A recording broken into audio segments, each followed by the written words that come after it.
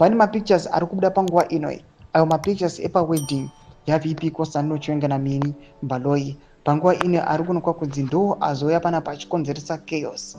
Vanhu vakasati vakuziva, noda kuti VP Kosano Chiwenga vanga vasati vatanga kutaura pamusoro pezvigananda.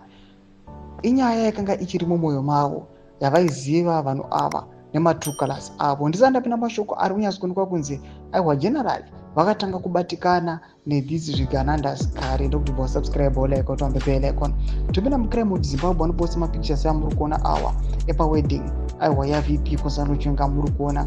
Panapa vobuda vanyora caption yekuti the VP appears visibly displeased in this picture. Vanoposta this picture mukona generally varazira vana mufaro vakamira aiwa paside naWickno Chivayo, iwo naMinnie Baloyi aiwa kumashure kwavo kuna Wickno Chivayo vachitokwa picture.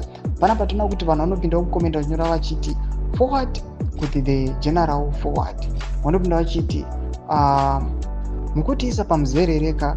Vanopinda vachiti that wedding was strictly by invitation, so who invited Wickno? Vanopinda vachiti anga asiri kuda kugumwa laugh out loudly. Vanopinda vachiti photobomb. Vanopinda vachiti chakabata kuti dzvi. Vanopinda vachiti therefore what God has joined together let no gananda put asunder. Vanopinda vachiti the only reason why these guys would be angry at each other is because the other is eating more than the one another. Otherwise it has nothing to do with ordinary Zimbabweans. Vanopinda vachiti how can he be displeased when the fleet that was used on the wedding were all from Chicago? Munyeperwe vanozivana ava.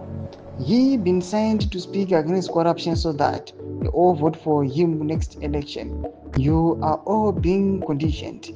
He has how many government contracts? Chiwenga mashoko ari kuda itogone mumwe patikona the majority vari kuya panguva ine vachitoseka vachiti aiwa generally vanga aiwa vari displeased, vanga singatofari vachiva surrounded nezvigananda. Pinda comment section medu mafunguro enyu muri kudii pamusoro pechitiko ichi. Pinda comment section medu, musanga subscribe or like, chota on the bell icon.